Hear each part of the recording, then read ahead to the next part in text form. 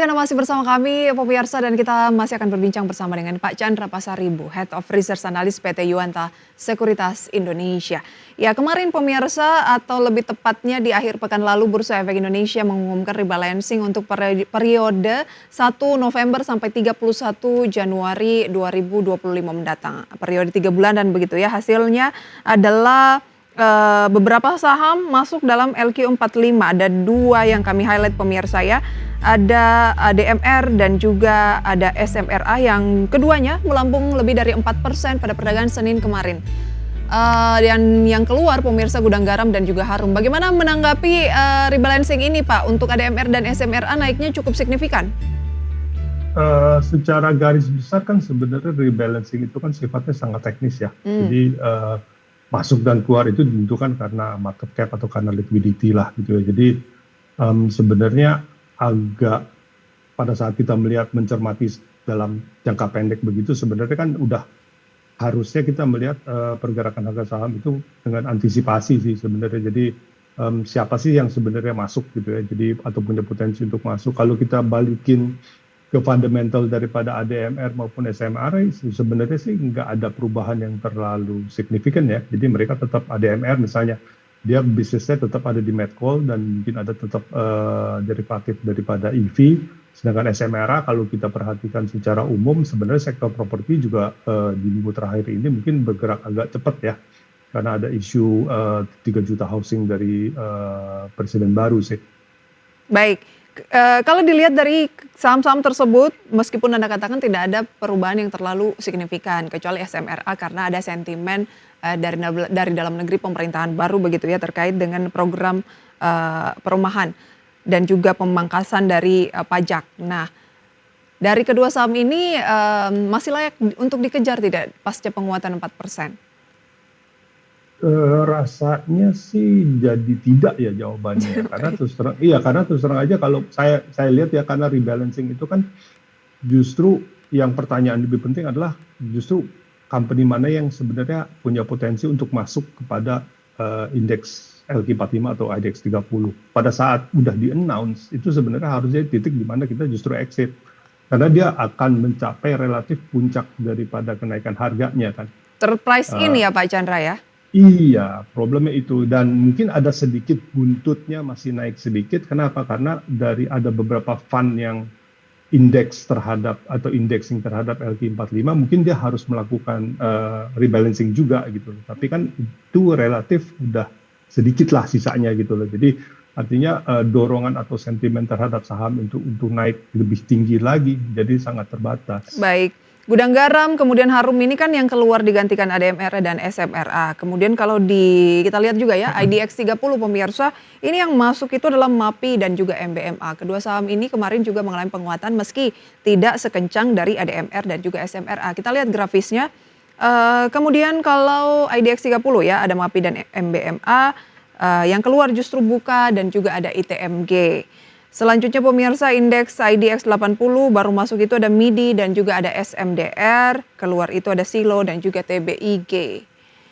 Ini dia pemirsa data-datanya ya, rebalancing indeks IDX 80 periode 1 November hingga 31 Januari 2025. Baik, dari saham-saham ini, dari ketiga indeks utama ini yang mengalami pergantian, ada tidak saham yang Anda cermati Pak Chandra mungkin dari yang masuk ataupun yang keluar lainnya mungkin keluar tetapi menurut Anda potensinya tetap terbuka untuk kita lakukan investasi di sana?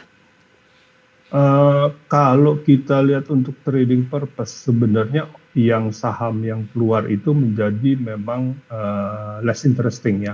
Less interesting memang ya.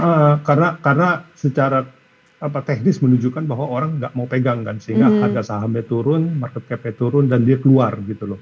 Nah sebaliknya yang masuk itu kan justru kayak mendapatkan sentimen positif kan. Harga sahamnya naik, market cap-nya naik sehingga dia eligible untuk masuk. Sehingga memang secara flow sebenarnya ada sedikit positif terhadap yang masuk dan akan negatif terhadap yang keluar gitu loh. Jadi kalau kita misalnya mau kayak bottom fishing di yang keluar menjadi antitesis sebenarnya. Jadi kecuali memang kita lihat kalau fundamentalnya benar-benar intact lah gitu atau kuat sehingga dia keluar itu dengan alasan bahwa kelihatannya market salah nebak gitu. Tapi kelihatannya kalau dilihat dari saham-saham yang ada di IDX 30, LQ45 sama IDX 80, mungkin 80 agak aneh sih tadi. Tapi yang di IDX 30 sama LQ45 kelihatannya sejalan dengan premis itu gitu. Jadi nggak terlalu antitesis gitu. Jadi sih kalau misalnya kita mengambil posisi yang berseberangan malah menjadi aneh sih. Baik, berarti Pak Chandra memang setuju bahwa yang keluar itu ya agak tidak terlalu menarik lagi begitu ya. Sementara yang masuk aja sudah di price in juga. Jadi mungkin Betul, saham betul, rekomendasi Anda hari ini tidak betul, dari saham-saham yang berkaitan dengan rebalancing terbaru ini ya. betul, Baik, betul. kita lihat rekomendasi saham pilihan kami rangkum dalam data grafis berikut ini pemirsa. Ada saham GoTo direkomendasikan buy on weakness oleh Pak Chandra dengan range 65 sampai dengan 76.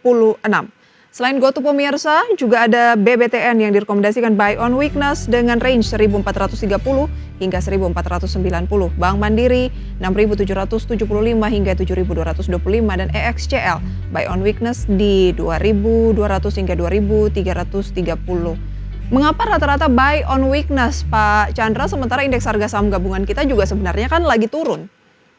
Eh, Sebenarnya kan ada potensi ya, jadi dari sisi fundamental kita lihat masih positif, tapi memang tekanan terhadap rupiah dan situasi global lah yang akan secara umum menekan indeks sih. Jadi makanya kita belinya mendingan di bawah gitu daripada kita masuk lebih cepat ternyata indeks masih turun. Ya kita coba untuk maximize opportunity yang ada sih. Oke, dari Pak Chandra sendiri atau dari Yuanta Sekuritas berapa sih target rupiah sekarang kan balik lagi tuh 15.750-an tadi kita lihat update-nya. Kita sih nggak target rupiah sih ya, cuman artinya waktu itu kita lihat memang rupiah sempat menguat waktu itu ke Betul. 15.100 200 very very fast gitu ya. Itu sebenarnya agak nakutin pada saat terlalu cepat. Terus kita lihat memang berubah lagi cepat lagi ya. Jadi mungkin memang kalau kita lihat dari historical waktu itu sempat di atas 16.000 gitu ya. Jadi harusnya kalau misalnya tiba-tiba ketekan balik ke situ sih bukan suatu hal yang luar biasa sih ya. Jadi tetap ada potensi bahwa kita lihat rupiah akan sedikit melemah lebih lanjut sih. Baik, masih akan melemah lebih lanjut tapi Anda tidak menargetkan, hanya saja ini terbilang cukup normal ya ketika waktu itu memang penguatannya sangat cepat ke 15 ribuan, saat ini balik lagi ke 15.700-an, apalagi pasca beberapa apa ya, kepastian dari dalam negeri dan di Amerika sendiri kan masih akan ada pemilu dan Betul, suku betul. bunga yang belum pasti gitu.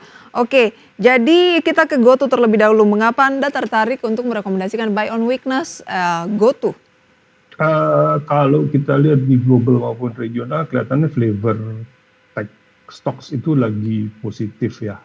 Jadi kita coba untuk memainkan sentimen itu, meskipun memang mungkin secara fundamental kan GoTo masih sedikit berkutat dengan membuat cash flow-nya positif ya. Masih agak lambat lah sebenarnya. Jadi tapi dengan global sentimen itu kita lihat mungkin ada sedikit peluang di situ sih sebenarnya itu. Masih ada sedikit peluang. Sedikit peluangnya ini sampai ke target Anda 76. Ya betul, Oke, waspada kalau turun di bawah 65. betul. Baik, ini berarti jangka pendek saja ya? Ya ini hanya trading ideas. Trading saja. Bagaimana Anda melihat pola pergerakan dari GoTo saat ini, Pak Chandra? Eh, Belakangan ini kelihatan likuiditinya agak naik ya, karena kalau kita lihat sebenarnya pergerakan sahamnya mulai agak bangkit setelah dari 60 sih sebenarnya kan. Jadi sempat diam lama tuh sekitar 55. Nah 60 ke atas ke 70 tuh lumayan rame lah gitu ya. Jadi memang ada sedikit tambahan liquidity di situ. Nah sehingga dengan tambahan liquidity itu sebenarnya basically ya yuk getting Mungkin bisa opportunity kita untuk lihat ya, trading. untuk pergerakan dari saham GoTo, pemirsa, pola apa yang sedang terbentuk, Pak Chandra?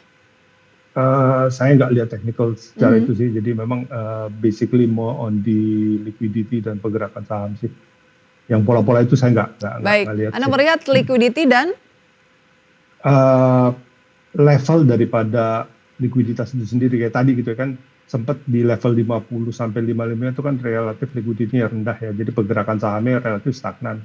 Tapi pada saat hit ke say level 60-an tuh udah lebih rame lah marketnya. Jadi artinya pada saat kita lihat partisipan market lebih banyak, cenderung pasti akan ada pergerakan yang mungkin bisa lebih opportunistic. Baik, ada minat yang cukup tinggi ketika GoTo bergerak di atas level 60-an. Jadi ketika dia mulai turun lagi ke 65, sebaiknya waspada ya. Betul. Masih ada target Betul. untuk bisa kembali untuk GoTo di posisi 76 menurut Pak Chandra, tapi lebih ke trading jangka pendek saja.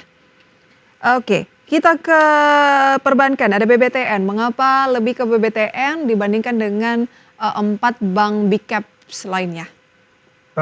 Relasi hyper property tadi ya. Jadi kita bicara 3 juta housing, otomatis garda depan sih BBTN gitu ya. Jadi artinya sentiment wise, kalau kita bicara sektor perumahan, BBTN harusnya mendapatkan sentimen positif sih.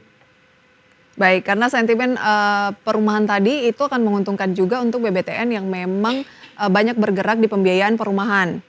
Betul. Baik, Betul. BBTN ini Anda rekomendasikan mengapa buy on weakness? Mengapa tidak current price? Tadi secara overall market pasti akan dipres. Mhm. Karena rupiah kan jadi nggak mungkin rasanya satu individual stock bisa breakthrough pada saat market relatif tertekan ya. Baik, untuk itu Anda lebih rekomendasikan kita beli di harga bawah saja terlebih dahulu ya. Betul. Waspada kalau turun di level berapa untuk BBTN Pak Chandra? BBTN di bawah 14.30 I think. Di bawah 14.30. Ini kita spekulatif untuk program perumahan dari pemerintahan yang baru kah? Atau memang Anda sangat yakin dengan fundamental dari BBTN? Spekulatif on program perumahan. Baik. Kemudian dari BBTN ada Bank Mandiri, ternyata masuk juga dalam pilihan. Betul. Sejauh ini kalau kita lihat sektor perbankan tetap yang perform ya. Jadi pada saat risiko naik atau relatif turun, kita lihat sektor perbankan relatif paling bisa bertahan. Kita pilih BMRI karena memang kelihatannya entry point-nya relatif agak sedikit menarik ya. Karena beberapa hari ini agak terjadi koreksi pada fundamental yang relatif tidak berubah ya. Jadi kita pikir ada opportunity untuk masuk sih. Baik, ada peluang untuk masuk di Bank Mandiri dengan range yang perlu dicermati 6775 sebagai support ya Pak Chandra? Betul. Targetnya di 7.225. Kalau 7225 kembali berhasil dicapai, ada target berikutnya? Karena kan Bank Mandiri tentunya bukan cuma jangka pendek ya, tetapi bisa juga untuk medium. 7475 kali nextnya. Waktu itu sempat hit di situ soalnya. Baik. Ingat saya. Terakhir XCL. Lebih karena konsolidasi dengan friend ya. Artinya kalau itu memang kejadian, harusnya ada positif sih ya, karena bisa konsolidasi dan bisa leverage, terutama karena juga si friend itu kalau nggak salah punya frekuensi 800 ya, yang relatif strategik mungkin untuk pengembangan 4G sama 5G ke depan sih. Ya, jadi kalau misalnya memang go through konsolidasi Excel dengan friend ini mungkin agak cukup strategis lah buat company-nya. Baik, itu dia rekomendasinya ada GoTo, BBTN, kemudian Bank Mandiri dan juga XCL semuanya direkomendasikan buy on weakness. Ada target tadi XCL 2330, support di 2200. Kita ke pembukaan perdagangan pada pagi hari ini pemirsa, kita lihat bersama untuk indeks harga saham gabungan. Dapat kita saksikan bahwa IHSG menguat pemirsa meskipun sangat tipis ya 0,02% di 7.637. Dengan saham-saham yang menjadi penopang ada PTRO, Petrosi, TBK pemirsa yang melambung 5%, Java naik pemirsa 6,91% atau 7% saat ini, MLPL naik 4%, Film naik 1%, ISAT pemirsa juga mengalami penguatan 3%, Brand naik 2% dan top losersnya pemirsa dapat Anda saksikan selengkapnya di layar begitu ya, beberapa saham yang menjadi seperti BSBK, kemudian UNTR dan lain sebagainya. Pak Chandra singkat saja menanggapi pembukaan perdagangan, ada yang menarik menurut Pak Chandra? Market relatif masih agak bingung ya karena yang bergerak itu kan relatif market cap-nya kecil-kecil tuh ya. Jadi balik lagi ya, I think so far mungkin agak sedikit hati-hati karena kondisi masih relatif cukup berfluktuasi gitu ya. Tapi artinya kalau kita secara umum sebenarnya fundamental kita masih relatif bagus ya. Jadi mungkin bisa take opportunity pada saat market melemah. Baik, buy on weakness seperti saham-saham yang Anda Betul. rekomendasikan tadi ya. Terima kasih banyak Pak Chandra sharing informasinya dan rekomendasinya pada pagi hari ini. Sampai berjumpa kembali Pak. Terima kasih. Selamat pagi. Ya, demikian perbincangan bersama dengan analis pada pagi hari ini. Semoga bisa menjadi referensi untuk portofolio investasi Anda.